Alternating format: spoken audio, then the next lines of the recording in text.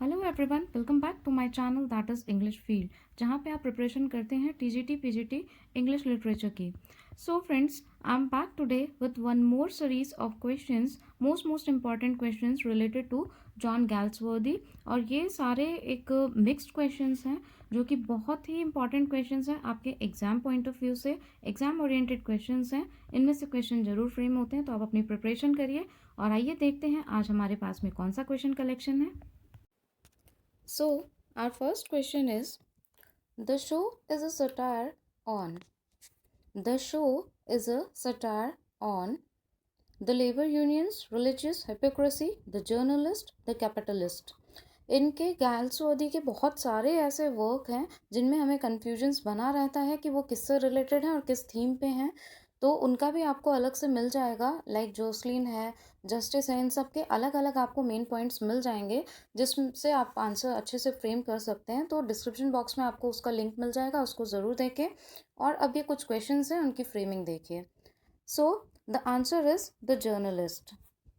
The show जो उनका work है वो जर्नलिस्ट के ऊपर एक सटायर है। Now see the 13th question. The escape depicts the pitiable condition of. Pitiable means दयनीय स्थिति किसकी बताता है? तो इसका आंसर होगा ए। मैं बार बार में सारे ऑप्शंस नहीं बोल रही हूँ, बिकॉज मे बी सारे ऑप्शंस बोलने से वीडियो भी ज़्यादा लेंथी हो जाता है और आपको भी प्रॉब्लम होती है।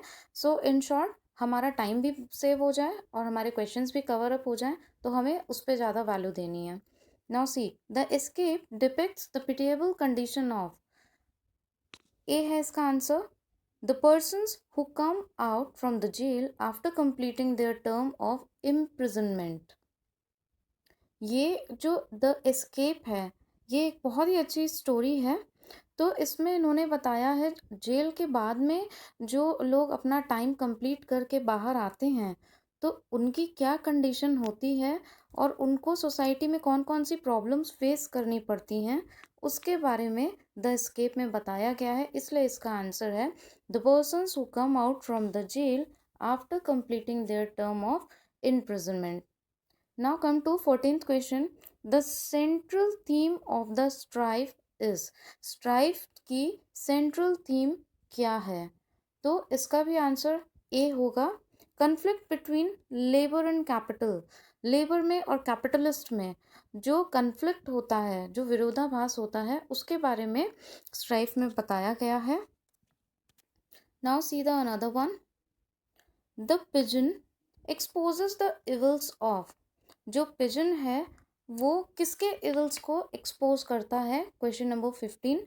इसका आंसर होगा B, shelter homes and poor homes. Shelter homes और पुअर होम्स की जो रियलिटी है, जो या फिर आप कह लीजिए कि जो बुराइयां हैं और जिन रियलिटीज़ से हम अछूते रह जाते हैं, हमें पता नहीं होता है, उन सारी चीज़ों को ये बताता है। गैल्सवर्दी के सारे ही वो बहुत ही इंटरेस्टिंग हैं। अगर एक बार आप अच्छे से उनकी समरी जान लें तो बहुत इजीली आप आंसर सुन के दे सकते हैं। बट हाँ, अगर आप रटते हैं तो फिर थोड़ा सा टिपिकल हो जाता है। Now see the 16th question. The fugitive exposes the tragedy of. The fugitive exposes the tragedy of a wife who leaves her husband. इसमें ट्रेजेडी बताई गई है उस वाइफ की जो अपने हस्बैंड को छोड़ देती है। Now see another one. 17th question we have here.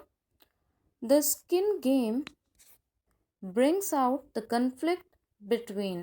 The skin game किसके बीच में कन्फ्लिक्ट को बताता है? जैसा कि आपको स्किन गेम नाम से ही पता चल रहा होगा, इसका आंसर है C, landed aristocrats and the industrialist. Landed aristocrats and the industrialist. Now see the 18th question. The loyalties exposes clash of loyalties towards.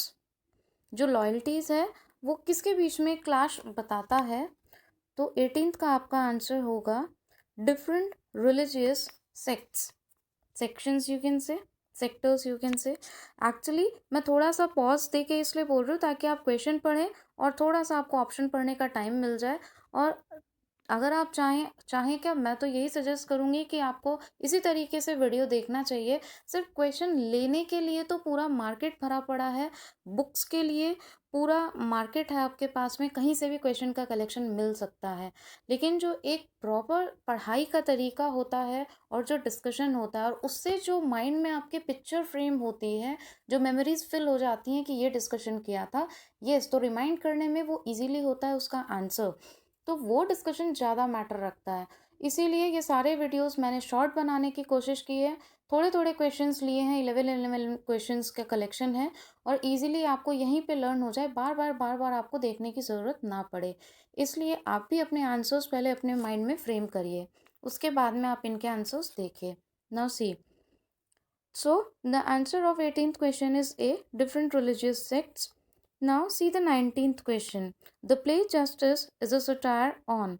Play Justice का ऑलरेडी इसके इम्पॉर्टेंट पॉइंट्स अपलोडेड हैं, डिस्क्रिप्शन बॉक्स में आपको link मिल जाएगा, वो आप ज़रूर देख लीजिएगा। Very important play.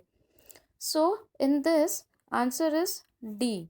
The play justice is a satire on the system of legal trial. जो लीगल ट्रायल का सिस्टम होता है, उसकी जो हार्श रियलिटीज़ होती हैं, उसके ऊपर ये बेस्ड है। Question number 20। The play Joy exposes the strain and stress of. जो जॉय प्ले है, किस चीज़ को एक्सपोज करता है, किस चीज़ का स्ट्रेस है, प्रेशर है, किस चीज़ का तनाव है। तो 20th का आंसर आपने भी देख लिया होगा, देख लीजिए। इसका आंसर है C, a young girl growing into adulthood. So the answer is a young girl growing into adulthood. Now see the next one, question number 21. In which play does Wilder appear as the central character? I'm telling you, Wilder already आ भी चुका है और बहुत ही important है ये question. So the answer of question number 21 is C, Justice. Justice में आया था ये वाइल्डर का कैरेक्टर, तो ये आपको बहुत अच्छे से याद रखना है, very important, again I am telling you. Now the last question of today is question number 22. Call this justice. What about I am?